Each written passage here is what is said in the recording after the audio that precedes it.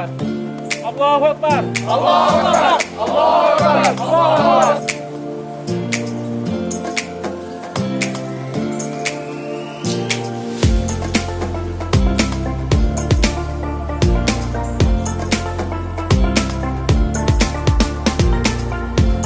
Asbahna wa asbahal mulku lillah walhamdulillahi la syarika lah.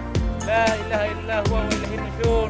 Asbahna ala fitratil Islam wa kalimatil ikhlas wa ala dini nabiyina Muhammad sallallahu alaihi wasallam wa ala millati abina Ibrahim hanifan musliman wa ma kana minal musyrikin.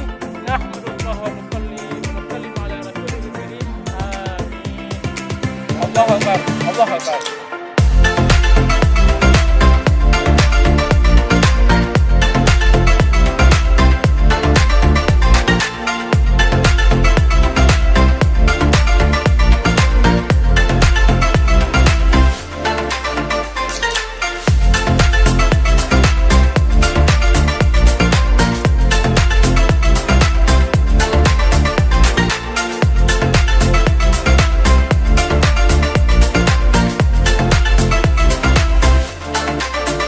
Hari Pahlawan 10 Nopember 2018. Merdeka atau mati.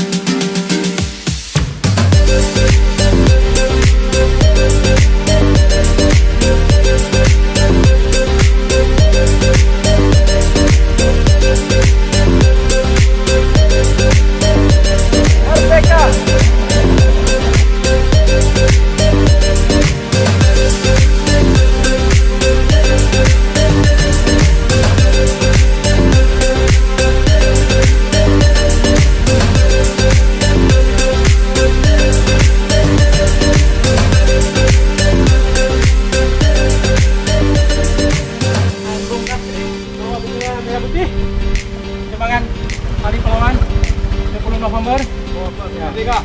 Dan hari ini kita menikmati cuaca yang sangat cerah di Sabang, dan kita berharap semua anak bangsa mengikuti semangat Hari Pahlawan 10 November 2018 yang hari ini kami PKS Aceh melaksanakan long march dari Masjid Agung Kota Sabang menuju ke kilometer 0, lebih kurang 30 kilo.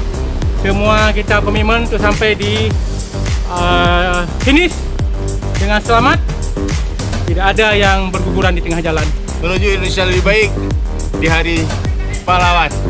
Merdeka! Merdeka. Merdeka! Merdeka. Merdeka! Allahu Akbar. Allahu Akbar.